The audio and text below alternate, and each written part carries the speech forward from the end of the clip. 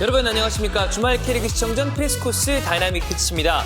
자, 이제 거리두기가 좀 조정이 됐습니다. 모든 이 구장들에서 관중들을 받고 있고 원정 팬들도 들어올 수 있다 보니까 현장 중계를 가는 입장에서 굉장히 반가운 이 시점이 되겠는데요. 팬들도 점점 더 설레는 기간을 보내고 있지 않나 싶습니다. 그리고 다이나믹 피치에 오늘 새로운 손님이 왔습니다. 한번 뵀었죠? 류천 기자님 오셨습니다. 안녕하세요. 네, 안녕하세요. 네, 조니 의원님보다 괜찮아요?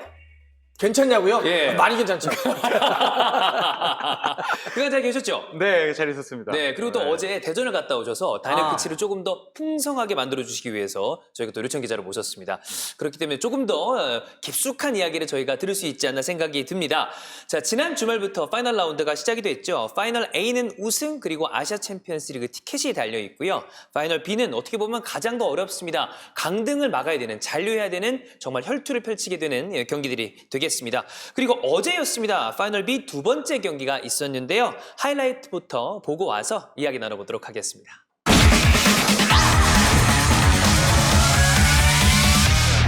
미드필더 지역에서의 자 왼쪽 김윤성입니다. 올라갑니다.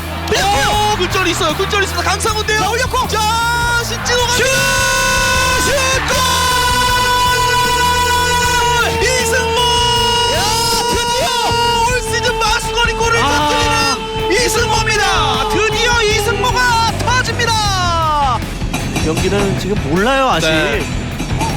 한 골 차기 때문에. 자, 임상엽의 크로스. 반대쪽 헤더!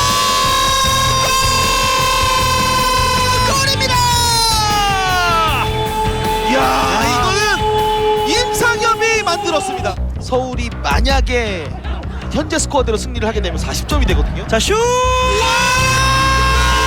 들어갑니다! 박수국의 K리그 데뷔골이 오늘 터집니다. 박수국마저 터집니다. 자, 본인이 좋아하는 위치인데요. 잡고! 한 번 또 잡고! 슛! 오! 아, 슛!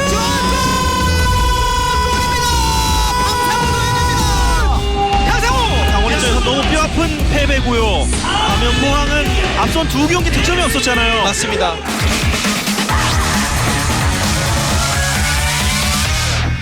서울의 공격의 효율성을 떨어뜨리고 있는 전방 압박인데요. 네, 아무래도 좀 한 번에 뒷공간 찔러줬고 무릎으로 걷어내는 양압이고 있고 김정훈! 김정우의 선제골. 중앙에서 왼쪽으로 이동하면서 역시 공격을 엿보고 있는 김종우 선수, 자신감이 김종우. 붙었습니다. 김정우 들어오고 있어요. 좋아요. 김정우 찔러서 어반상 굴절냈고 살려냈고 슛골. 자, 얼마만큼 선수들이 좀 체력적으로 오죠. 오, 자, 잘 우리 보고. 끌어냈어요. 자, 어반상 들어갑니다. 엄원상과 광주는 일부 잔류를 뜨겁게 원하고 있습니다. 반대편에서 코너킥 짧게 줬고 돌려줬습니다. 골! 만회골을 기록하는 FC 서울. 홀딩 미드필더 자리에 올라 있고요. 자, 보여 잘 돌려놨어요. 팔로세비치. 자, 팔로세비치. 별 움직임이 문제가 없어 보이는데요. 예. 간결하게 원터치 잘 돌려내고 아웃프런트로 반대골문을 겨냥한 슈팅까지. 네, 안정적인 가스 트래핑 이후에 중앙으로 전개 팔로세비치 자, 고요한 됐습니다. 열렸어요. 고요한 오른쪽으로 자, 강성진. 박스 안쪽 살려냈습니다. 강성진 슛! 골! 동점을 기어코 만드는 FC 서울. 그 주인공은 루키 강성진 선수입니다. 네, 고현 선수의 패스를 이어받아서 수비 두 명을 앞에 두고 강성진 선수의 본인의 장점이 왼발로 그리고 스코어는 3대4 원점으로 돌아왔습니다. 다시 한번 팔로세비치가 찔러줬어요. 자, 나상호 접고 짧게 고요한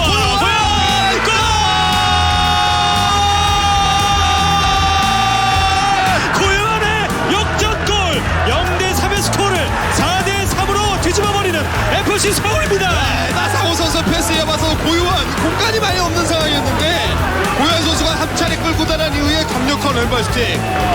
자, 서울이 경기를 뒤집어내고 있습니다. 믿을 수 없는 역전 드라마. 네, 지금 벤치에서 모든 지금 아리스 감독뿐만이 아니라 선수들이 네. 엉키면서 기쁨을 온몸으로 표현하고 있습니다. 엄청나네요. 네. 3대 0의 스코어를 4대 3으로 뒤집은 서울이 승리를 눈앞에 두고 있습니다. 그리고 이렇게 경기가 종료됩니다. 방금 위기 속에 뜨거운 맞대결을 펼쳤던 광주와 서울의 명승부. 그 승자는 원정팀 FC 서울입니다.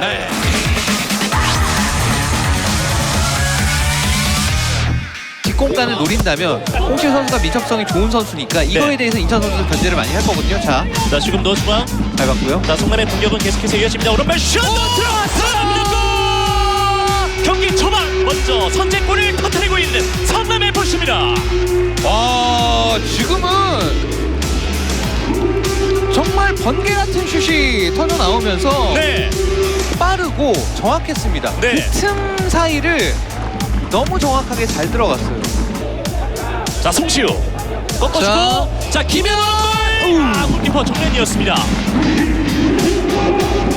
그래도 인천 팬들 입장에서는 기대해 볼 만한 구석이 뭐 없진 않습니다. 네. 자, 이거 잘 올렸어요. 김현원 들어갔어! 동점골이 터지는 인천 유나이티드입니다. 김현입니다. 와, 이거는 델브리트 선수 패스가 미쳤네요. 이거는 너무 완벽했는데요. 네. 미친 프리킥, 미친 크로스였습니다. 자, 오른발 넘어가는데요. 자, 골키퍼 밀어냈습니다. 김동욱 골키퍼 이거 처리 잘했습니다. 네. 그리고 이어서 주심의 휘슬 이렇게 하나원큐 캐리건 2021 35라운드 성남과 인천의 모든 경기가 종료가 됐습니다. 네. 최저 스코어 1대1 파이널 라운드 35라운드에서는 두 팀이 승점 한 점씩을 나눠 갖게 됩니다. 자, 결과 쭉 보겠습니다. 포항이 강원, 강원이 갈 길이 바쁜데 완승을 거뒀고요. 광주와 서울은 정말 치열한 경기, 롤러코스터 같은 경기를 펼쳤습니다.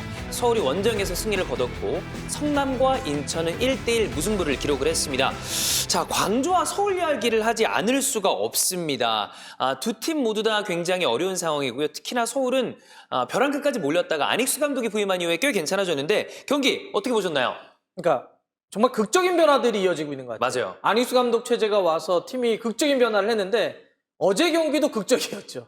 그러니까요. 사실 많은 분들이 3대 0이 돼서 이거는 그냥 경기가 끝났나 보다 네. 싶었는데 이걸 뒤집는다는 거 쉽지 않았잖아요. 그렇죠. 정말 그 마지막에 터졌던 고요한 선수의 4대 3 그 골은 거의 뭐 골 넣고 벤치로 막 달려갔는데 네. 저는 월드컵 우승한 줄 알았습니다. 다들 표 끊었다 그러더라고요. 익수프레스. 네. 그 정도로 대단한 경기가 나왔습니다. 자, 그리고 포항은 파이널 A로 갈 수 있는 마지막 그 라운드에서 결국엔 파이널 B가 됐잖아요. 그러나 강원을 잡으면서 뭐 잔류하는 데는 아무 문제가 없을 것 같고 김기동 감독 입장에서도 아시아 챔피언스리그 결승을 앞둔 상황에 편안하게 리그를 진행할 수 있는 그런 그림을 만들어 놨습니다. 그건 괜찮아요. 그런데 문제는 강원입니다. 강원 진짜 위험하거든요. 문제점은 좀 어디서 찾아야 될까요? 그러니까 부상도 문제인데 한국영 선수가 어쨌든 전술적으로 많은 역할을 하고 있는데 나오지 못하다 보니까 홀딩 쪽에서 문제가 생겼고 게다가 이제 결정력이 올 시즌 내내 좋지 않은 것이 뭐 이게 종합적인 문제로 나오고 있습니다. 그렇습니다. 어떻게 보면 강원은 이제 매 경기 승리를 해야 되는데 남은 경기가 좀 만만치가 않거든요. 경기들 내용으로 봤을 때 그다음에 최근의 분위기로 봤을 때 강원은 어떻게 보면 지금은 가장 좀 위험한 팀이라고 봐도 문제가 없을 것 같아요. 네, 남은 팀이 인천, 서울, 성남인데 앞서도 보셨지만 이 팀들의 분위기가 나쁘지 않습니다. 인천은 항상 뭐 가을에 강했고 서울은 극장을 만들어냈잖아요. 그죠. 저도 방송 위원이 얘기한 것처럼 고현 선수가 골을 넣었는데 안익수 감독이 달려오라고 소리 지르는 거 보면서 좀 소름이 끼쳤어요. 네. 게다가 성남은 흔들리다가 이제 완벽하게 수비가 자리 잡아서 누구도 좀 넘보기가 쉽지 않은 팀이 됐습니다. 강원은 이 팬들이 좀 실망을 많이 한 것 같더라고요. 그러니까 이제 뭐 고무열 선수가 시즌 아웃 큰 부상을 당한 것도 있겠지만 지금 구단 안팎에서 여러 가지 좀 안 좋은 이야기들이 많이 들려오기 때문에 사실 이럴 때는 모든 걸 끌어 모아서 해도 될까 말까. 그죠. 여러 가지 좀 어려운 분위기입니다. 그렇습니다. 예. 이 분위기를 좀 어떻게 헤쳐나갈지가 굉장히 중요한 강원이 되겠습니다. 자, 그리고 인천 대 성남은 한 골씩을 주고받았습니다. 승점 1점씩만을 나눠 가졌고요. 성남은 8위를 유지했고 인천이랑 포항은 자리를 바꿨습니다. 자, 그러면 우승을 이제 놓고 싸우는 파이널 A의 가장 중요한 부분이 되겠죠. 전북 대 울산의 현대가 더비가 되겠습니다. 모든 것을 모아야 됩니다. 총력전을 펼쳐야 되는데 일단 양팀 기록부터 체크해 보겠습니다. 자, 두 팀은 뭐 얼마 전까지 순위가 바뀌어 있었습니다. 승점이 거의 비슷했고요. 울산이 쭉 5월부터 굉장히 오랫동안 1위를 차지하고 있다가 얼마 전에 전북과 순위를 바뀌었는데 순위는 바꾸었지만 승점은 똑같습니다. 그리고 기록도 거의 유사하다고 볼 수 있겠고요. 양팀 기록을 체크를 해본다면 뭐 이렇지만 상대전적으로 봐도 그렇게 크게 차이가 나지는 않거든요. 두 팀 간의 기록을 봤을 때 이 전북이 우세하다고는 합니다만 거의 차이가 나지 않고 딱 승리가 하나밖에 차이가 나지 않은 상태고요. 그리고 양팀 맞대결에서 전주성, 그러니까 전북의 홈 경기에서 상대 전적은 전북이 분명히 우세합니다. 23승 11무 19패라고 볼 수 있겠고, 그리고 최근 성적을 쭉 본다면 차이가 나는 것은 그 이전에는 울산이 전북만 만나면 굉장히 작아지다가 최근의 분위기는 달라졌습니다. 홍명보 감독이 부임하고 난 다음부터는 전북 포비아를 분명히 극복해낸 울산이라고 본다. 이렇게 보면 될 것 같습니다. 자, 올 시즌만 놓고 보면 분명히 울산이 강했다고 볼 수 있는데 크게 봤을 때 이 우승 DNA라는 측면에서는 분명히 또 전북의 그 DNA를 무시할 수가 없거든요. 전북에 좀 확인을 해봤습니다. 분위기가 어떠냐. 왜냐면 전북은 아시아 챔피언스 리그에서 어쨌든 울산한테 아쉬움을 좀 겪었었잖아요. 예. 그래서 이게 좀 문제가 되지 않겠느냐 했는데 최근 리그 성적이 좋고요. 어차피 우승은 전북이다라는 얘기가 나오고 있고 우리는 중요할 때 집중력이 2배가 된다. 이번에도 지켜봐달라. 이런 얘기 들었습니다. 그렇습니다. 전북은 또 이렇게 흐름이 이렇게 올라가고 있는 것 같아요. 맞아요. 사실 조금 발동이 늦게 걸린 듯한 느낌? 많이 늦게 걸렸죠. 네. 그러니까 초반에는 많은 선수들을 불러 모았지만은 조금 시너지가 덜 나오거나 컨디션이 좀 떨어지거나 이런 느낌들이 있었습니다.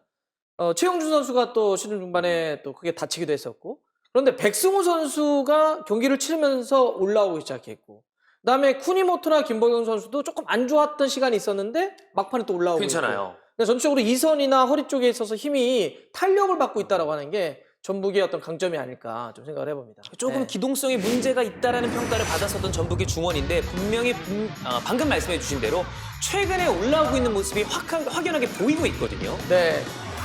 이 경기를 저희가 현장을 갔다 왔었거든요. 네. 확실히 쿠니모토하고 좋아졌더라고요. 쿠니모토가 좀 이게 안 좋았던 기간이 이어졌었어요. 맞아요. 그래서 쿠니모토가 더 올라와야 된다. 그래야 이선 쪽에서의 파괴력이 더할 수 있다 이런 게 있었는데 최근 경기 보면 쿠니모토의 이 발끝의 감각이 많이 올라와 있습니다. 백승호, 쿠니모토, 김보경으로 이어지는 이 중원 라인, 그리고 여기엔 나와 있지 않지만 뒤쪽에서 받쳐주고 있는 류재문 선수까지 모두 다 올라오다 보니까 네. 뭐 전북이 이때쯤 되면 그런 것 같아요. 좀 상투적인 표현입니다만 고기도 먹어본 놈이 먹는다. 우승과 가까이 갔을 때 시즌 말미로 가면 전북을 말리기는 참 쉽지가 않아 보입니다. 백승호 선수는 또 보면 이게 자기가 잘할 수 있는 걸 찾아서 올라가더라고요. 맞아요. 자기의 어떤 역할을 좀 바꾸면서까지도 저렇게 성장할 수 있다라고 하는 건 정말 박수 쳐줄만 합니다. 네. 영리한 백승호를 중심으로 중원이 살아나고 있는 전북인데 중원만 살아난 것이 아닙니다.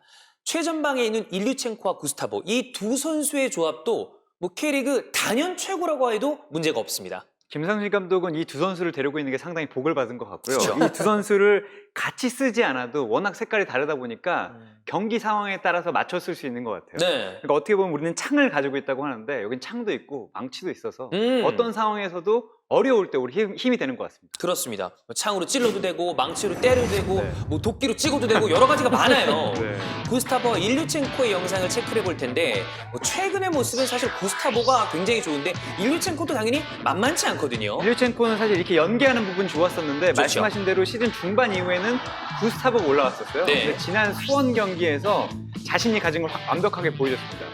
2대1을 주려고 하다가 잠시 공이 굴렀는데 이때를 놓치지 않고 예, 저기서 한번 접을 수 있다는 게 퀄리티인 것 같아요. 맞아요.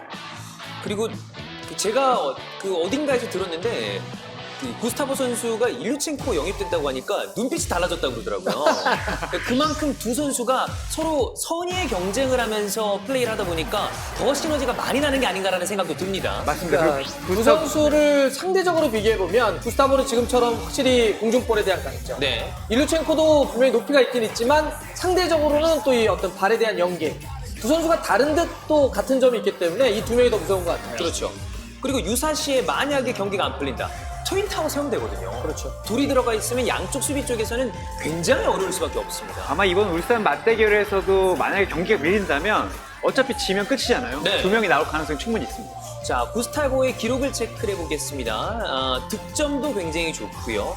90분당 득점은 2위예요. 그만큼 좋고 제공권에 대해서 헤딩 슈팅은 2위, 그리고 일류첸코는 유스팅 전환율이나 박스 안의 볼턴치가 저만큼 많다. 즉 연계에 있어서는 또 일류첸코만한 공격수가 많지 않다. 이렇게 볼 수 있겠습니다. 이 두 명의 공격수를 동시에 보유하고 있으니까 방금 류천 기자가 얘기해 준 것처럼 김상식 감독은 행복할 수밖에 없다라고 생각을 하면 되겠습니다. 자, 이제 울산 얘기를 해봐야 되는데 울산은 최근에 분위기가 분명히 꺾였습니다. 5개월이 넘는 시간 동안 리그 테이블에서 1위를 차지하고 있었는데 순위가 뒤집혔고요. 그리고 아시아 챔피언스리그, FA컵 모두 탈락하다 보니까 이거는 정말 분위기를 좀 살리기가 어려운 것이 아닌가 생각이 드는데 흐름이 안 좋은 거 분위기 좀 어떤지가 궁금하거든요. 여기도 울산도 어제 연락을 좀 해봤는데 생각보다 분위기가 좋다고 합니다. 물론 다행이네요. 그래도. 물론 부상자가 좀 있긴 한데 이번 경기를 앞두고 이 선수들끼리 나누는 건 이번에는 전북 이길 수 있고 올 시즌에 한 번도 안 지지 않았냐. 우리 젊은 선수들이 이제 뒤집을 때가 됐다. 그리고 우리도 이번에 밀리면 우승 못하는 거 너무 잘 알고 있기 때문에 이번만큼 자신 있다. 이런 얘기를 하더라고요. 그러니까 언뜻 생각해보면 분위기가 처지면 집중력이 떨어지고 집중력이 떨어지다 보면 실점 상황이 이어지는 경우가 많지 않을까라는 걱정이 되거든요. 실제로 울산이 어이없는 실점들을 많이 했습니다. 네. 지난 FA컵에서도 그렇고 후방 빌드업을 하다 끊겨서 실점하는 경우도 있었고 그렇죠. 사실 게다가 최전방에서는 또 득점 지원이 제대로 이루어지지 않고 있기 때문에 이 실수 한 번이면 경기를 그르칠 수 있습니다. 그렇습니다. 이런 부분들을 체크해 볼 수 있는 영상들이 좀 있는데 뒤쪽에서 튼튼하지 못하면 사실 아무리 앞쪽의 공격력이 좋다 하더라도 이거는 경기를 속절없이 내주는 경우들이 있단 말이에요. 네. 이런 모습이거든요. 이것도 사실은 불트위스 선수가 집중력이 좀 떨어지면서 발로테리 선수를 전혀 체크하지 못했고요. 맞아요. 조윤우 선수의 선방이 아니었다면 바로 경기가 끝날 수 있는 상황이었습니다. 네. 불트위스는 이번 시즌 보면 이렇게 천당과 지옥을 왔다 갔다 하는 것 같아요. 맞습니다. 잘할 때는 정말 와 이거 어떻게 뚫어? 그렇죠. 근데 정말 또 어려울 때는 어떻게 이렇게 쉽게 내버리지? 뭐 이런 느낌들이 있죠. 이 전남과 FA컵도 현장에 가서 중계를 했던 지금 기억이 나는데 여기서는 빠르게 그냥 공을 방출시켰어야 되는 상황에 좀 어렵게 공을 처리하려다가 결국에는 실점까지 이어지는 장면이 나왔죠. 네, 맞습니다. 저기서 홍철 선수가 신영민 선수한테 주고 움직이지 않은 부분도 있고 그 전에 말씀하신 대로 빨리 처리했다면 그런 일이 없었을 텐데 오히려 너무 잘하려다 보니까 실점을 허용하게 됐습니다. 그렇습니다. 자, 집중력이 흐트러졌기 때문에 수비 라인에서 문제가 생겼다. 뒤쪽이 불안하면, 허리가 불안하면 바로 위쪽이 문제가 생기기 시작하거든요. 그러다 보니까 득점이 지금 같이 저조해지고 있는 울산입니다. 그 지난번에 홍명보 감독하고 이야기를 했더니 딱 한마디로 얘기하더라고요. 아우 지쳤어. 지쳤다. 왜냐하면 아챔 FA컵 리그를 연달아 치렀는데 근데 울산 입장에서는 사실 3관왕을 또 노리고 있었는데 그게 일주일 사이에 두 개가 무너지니까 그러니까요. 멘탈적인 것까지 흔들렸던 거예요. 네. 그걸 얼마나 빠르게 추스르느냐. 몸이 좀 올라오고 자신감도 돼야 공격도 잘 되고 수비도 잘 되는데 그게 좀 중요한 포인트인 것 같습니다. 그렇습니다. 네. 체력적인 면에서 빠져 있고 그러다 보니까 경기력은 그냥저냥 그래도 유지가 되고 있지 않나라는 생각이 들지만 뒤쪽에서는 실수가 나오고 결정적인 득점 기회가 왔을 때도 집중력이 떨어지고 체력이 떨어지다 보니까 골을 못 넣는 이 장면들이 많이 나오고 있는 울산 현대가 되겠습니다. 자, 골 결정력에 문제가 있다는 것은 이길 수 있을 때 승점을 가져오지 못한다는 것이고요. 남은 파이널 라운드의 중요도를 생각을 해봤을 때 이것은 울산의 발목을 잡을 가능성이 또 있는 상황이거든요. 네, 말씀드린 대로 어쨌든 힌터제어 선수를 시즌 중에 보냈는데 방송인이 얘기한 것처럼 경기가 많아지다 보니까 앞에 두 선수가 지쳤고 결정력이 떨어지다 보니까 이길 경기를 잡지 못한다는 게 계속 부담으로 남아 있습니다. 그렇죠. 네, 그래서 지금 최근에 보면은 이제 최전방에 오세훈 선수를 축으로 해서 이선 쪽에서 윤일록이라든지 또 필요한데 또 이동준 선수가 약간은 몸이 부상 이후에 컨디션이 조금 떨어져 있는 것도 그것도 아쉬워요. 예, 또 고민 중에 하나죠. 네.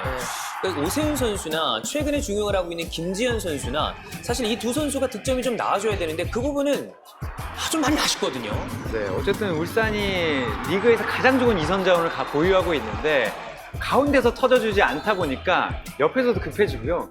그리고 어쨌든 축구 흐름의 게임이잖아요. 그렇죠. 저런 데서 넣느냐 넣지 못하느냐가 경기를 좌우할 수 있습니다. 여기서 골이 하나 들어갔다면 경기 내용이 전체가 바뀌었을 텐데 최근에 패했던 성남전과 전남전의 실득점과 기대득점 이 차이를 보면 저 기록대로라면 2골 내지 4골씩이 나왔어야 되는데 결국에는 골이 하나씩밖에 안 나온 거 아니에요? 그러니까 기대 득점 대비해서 실제 득점이 적다는 얘기는 결국은 스트라이커의 결정력이 떨어졌다는 거예요. 맞아요. 원래 일반적인 형태라면 이 기회에서는 이 정도 골이 들어갔어야 되는데 그쵸. 못 넣었다는 얘기이기 때문에 네. 확실히 앞쪽에 있는 스트라이커에 대한 고민이 울산 살아 있습니다. 그렇습니다. 자, 최근의 흐름이 어땠는지 양 팀의 기록을 보면서 체크를 해봤는데요. 맞대결의 어떤 전적도 굉장히 중요합니다. 왜냐하면 이 정도 라이벌 간의 대결에서는 그간의 흐름이 사실 중요하지 않고 이 경기만이 중요할 때가 있거든요. 일단 전북을 체크를 해보면 울산을 만났을 때 예전부터 전북이 가장 좋았을 때는 바로 이 점이 돋보였던 것 같은데 바로 측면을 통한 역습이 돋보이는 경기가 아주 많았습니다. 울산이 어쨌든 점유율은 좀 가져가고요. 전북은 움츠리고 있다가 맞아요. 말씀하신 대로 아주 단기간에 빠르게 강하게 역습하는 것을 하고 있는데 이걸로 재미를 상당히 많이 봤습니다. 게다가 울산이 수비를 전환할 때 측면 조직력이 좀 문제가 있기 때문에 이 부분을 아주 잘 공략하고 있습니다. 그렇습니다. 자, 이게 울산은 지금 집중력도 떨어져 있는 상황에 굉장히 많은 선수들이 올라가서 점유율을 높이고 공격을 하고 있는 가운데 역습을 맞았을 때 측면 수비 조직력 이게 무너지면 전북 입장에서는 사실 땡큐거든요. 네, 그렇죠. 전북은 저렇게 올라오면 해결할 선수들이 상당히 많아요. 많죠. 네, 그리고 반대쪽에서 올라와서 흔들었을 때 울산이 계속해서 공을 잡지 못하고 포지션을 잡지 못하기 때문에 전북은 많이 두드리다가 한 번만 들어가면 네. 경기를 완전히 잡을 수 있습니다. 근데 저렇게 전북을 상대로 했을 때 사이드를 지금처럼 이게 너무 넓게 벌려주게 되면 앞쪽에 타겟들이 있기 때문에 전북에게는 굉장히 좋은 기회고 울산에게는 아주 위험한 그렇죠. 상황이 된단 말이죠. 뭐 측면에서 이승기가 있다거나 문선민이 있다거나 아니면 한경원이 있다거나 이런 측면의 공격수들이 살아났을 때 중앙 쪽에 있는 아까 말씀드렸던 구스타보, 일루첸코 그리고 이 경기에서 돌아올 수 있을지 모르겠지만 지금 바로의 컴백 얘기도 있기 때문에 이 부분에 대해서는 울산이 좀 신경을 써야 될 수밖에 없겠고요. 왼쪽, 중앙, 오른쪽을 딱 보면 확실히 측면 쪽이 중앙보다 많고요. 그리고 왼쪽에서 나오는 기대 득점, 오른쪽에서 나오는 기대 득점이 중앙보다 확실히 높다는 것을 기록을 통해서 볼 수가 있는 전북이 되겠습니다. 특히나 이번 경기는 불투이스가 지금 못 나올 것으로 예상되기 때문에 불투이스가 없는 상태에서의 그 전북을 상대로 해서 그런 크로스를 쉽게 허용을 한다? 네. 위험하죠. 그렇죠. 뭐 김기희, 임중은 이런 선수들이 어떻게 수비를 하는지가 중요하겠지만 분명히 울산 입장에서는 부담이 될 수밖에 없는 상황입니다.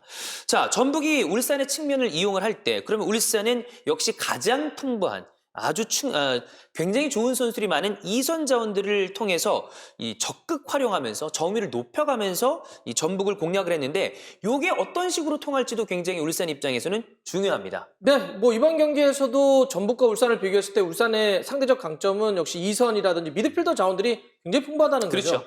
여기는 거의 미드필더를 베스트 라인업을 두 팀을 꾸릴 수 있을 정도로의 뎁스를 갖고 있어요. 네. 반면에 지금 전북은 약간 부상자들이 허리 쪽에 좀 있기 때문에 그래서 이 허리 싸움에서 계속 싸워주면서 근데 허리에서 결국 싸우려고 한다면 상대를 좀 벌리는 노력도 필요하지 않겠습니까? 그래서 이 풀백들이 올라가서 상대를 찢어놓고 그 상황에서 하프 스페이스를 미드필더에서 공략할 수 있다고 한다면 울산 입장에서도 좋은 기회를 만들 수 있지 않을까 좀 생각을 해봅니다. 자, 그러면 이 어떤 식으로 하프 스페이스를 공략하고 충분한 이선들을 활용했는지 역시 영상을 보면서 체크를 해볼 텐데 윙백들이 전진하면서 중앙에 자리가 생기고 그 부분을 공략을 하는 장면들이 많이 나오거든요. 네. 지금도 이창용 선수는 사실상 뭐 프리롤처럼 많이 중앙과 측면 쪽으로 오가는데 안쪽으로 이제 서룡 선수가 접고 들어간 장면 반대쪽으로 전환하죠. 김태환이 굉장히 높게 올라와 있죠. 네, 워낙 속도감도 있고 공격 성향이 강한 선수이기 때문에요. 많이 저렇게 침투를 하게 됩니다. 네. 울산이 지금 앞쪽에 스트라이커 자원들에 대한 고민이 있다라고 한다면 결국은 이선과 측면 쪽에서 더 전진해서 골을 만들어 나가는 방식으로 가야 될 텐데 그렇다고 한다면 이총용 선수의 저런 어떤 플레이메이커의 어떤 성향 그리고 측면 쪽으로 갔을 때 좀 더 정교하게 중앙 쪽으로 연결만 될 수 있다고 한다면 기회는 분명히 올 수 있을 겁니다. 양쪽 풀백들의 어떤 공격력도 굉장히 중요한 것으로 보이고 네. 중앙에 풍부한 이선 자원도 좋은데 지금 이렇게 보니까 이 이청용이나 불투이스가 뒤쪽에서 해줬던 역할이 정말 크구나 뭐 이런 생각도 많이 드네요. 이 경기를 어떤 분이 저한테 물어보시더라고요. 어디가 승부를 가릴 것 같냐. 저는 딱 그 실수라는 게 가릴 것 같거든요. 사실 이 두 팀을 아무리 분석해봐도 한쪽으로 확 기울어지느냐 그러진 않아요. 맞아요. 사실 굉장히 대등하단 말이죠. 네. 그러면 이 중압도가 상당히 높고 긴장감이 있기 때문에 실수가 나올 거예요. 그럼 그런 점에서 만약 울산 쪽으로 놓고 보자면 이총용 선수처럼 정말 경험 많은 선수들이 얼마큼 리딩을 잘하느냐 이런 게 이제 포인트가 중요할 것 같습니다. 그렇습니다. 네. 어떠한 공격 패턴을 만들어도 뒤쪽에서 이청용 같은 선수들이 경기를 조립해 나가는 그 힘, 그것이 굉장히 대단하다라고 볼 수 있겠는데요. 네, 이청용 선수는 우리가 보면 자기 뒤쪽에 김태환이라는 풀백이 있기 때문에 예, 안쪽으로 살짝 볼을 갖고 들어온단 말이죠. 그랬을 때 오른쪽으로 김태환이 들어가고. 그렇죠. 그러면서 이청용 선수가 전적으로 측면과 중앙에서 플레이메이킹 역할을 계속 해주게 됩니다. 이번 경기에서도 그 부분이 좀 중요하지 않을까. 그 후방 라인에서 물론 불트위스 선수는 못 나올 가능성이 큽니다만 네. 순간적으로 전진 능력이 좋은 센터백이 이렇게 올라왔을 때 상대 수비들이 굉장히 좀 당황하죠. 그렇죠. 누가 이 선수를 막아야 될지 좀 애매해지는 거죠.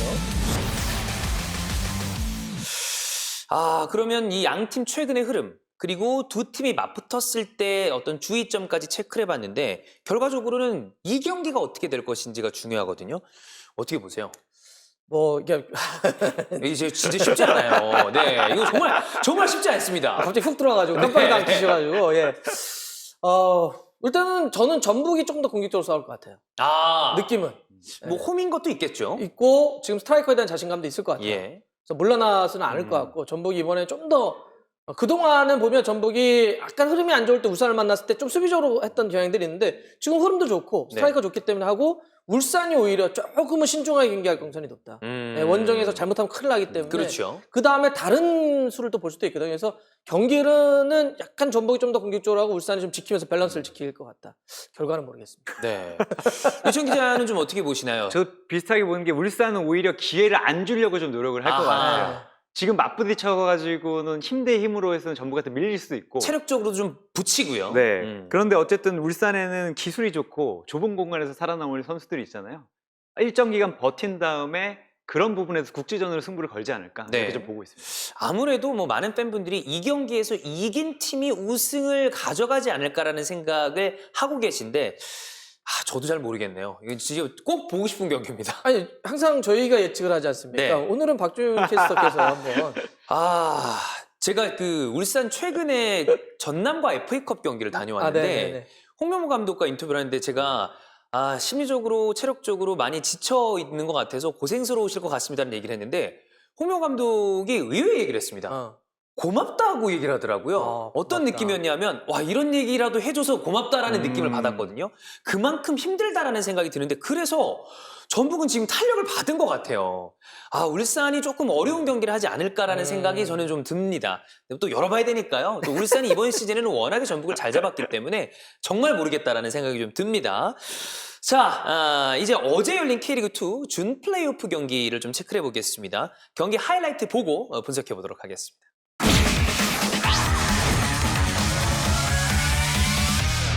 이제 오늘 경기 출발했습니다. 홈팀 대전이 왼쪽 그리고 오른쪽에 원정팀 전남이 있습니다. 상당히 기동력이 좋은 선수죠. 네. 자 발로텔리를 향해서 뛰어줬는데 일단 머리에 걸렸고요. 뒷공간을 향해서 뛰어봅니다. 슈팅! 네. 쳐냈습니다. 역시 이런 전환 상황에서의 전남의 기습적인 한 방이 있습니다. 흘러나오는 세컨드 볼. 이용기가 직접 치고 중거리 슈팅! 옆으로! 전남이 정호진의 슈팅으로 포문을 여니까 대전도 이용희 선수가 지금 가감하게 올라가면서 점이 나온 패턴을 볼 때 네, 올렉 선수의 패스가 잘 들어갔습니다. 이종호 왼발로 크로스. 진짜 그리고 잡았습니다. 자, 지금은 김동준이 나왔다가 들어가는 장면이었는데 왼쪽에서 서서히 돌진해 들어갑니다. 순간적으로 대전도 공격자 많아졌습니다. 이종이 접어놓고 다시 한번 접었어요. 페인트 성공. 그리고 안쪽으로 들어갑니다. 자, 안쪽으로 꺾고 꺾고 패스. 옆으로. 발로텔리까지 연결됐습니다. 왼쪽에서 발로텔리의 돌파 시도. 속 돌립니다. 빠르게 들어갑니다. 발로텔리 선수가 멈춰놓고 진짜 패스가 넣어줬어요. 자, 옵사이드가 되기는 했습니다만 뒤늦게 옵사이드 기가 올라갔지만 김동준의 집중력 방향 차면서 안쪽으로 넣어줬습니다.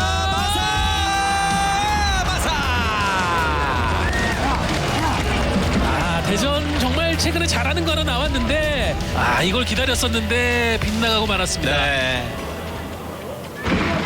다시 농수로입니다. 김태현이 넣어줬어요. 슈팅! 정면! 이종우 선수에게 한번 기회가 떨어졌습니다만 지금은 너무 코스가 정직했습니다.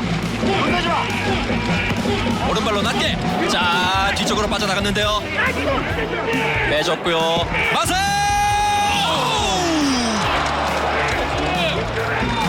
역시 오른발 옵션 기다리고 있습니다. 감아차줍니다. 헤더! 골키퍼! 박준혁 선수가 잘 잡았습니다. 김현욱이 붙는데요. 김현욱이 이현식의 공을 뺏었습니다. 올렉이 올라와 있어요. 반대쪽에 올렉의 많아요. 크로스가 올라갑니다. 헤더! 옆으로! 이번에 올렉 선수가 시야를 잘 확보하면서 자신들의 동료들이 많은 공간을 정확히 배달했습니다만 벗어났습니다. 발로텔리가 넘어졌어요. 반칙은 아니군요. 지금 전남 벤치는 뭐 난리가 났습니다. 네. 자, 경기는 그대로 진행이 됩니다. 사무엘의 크로스가 올라갑니다. 헤더! 반대편으로 흘러가면서 이종현 선수가 공을 지켜봅니다.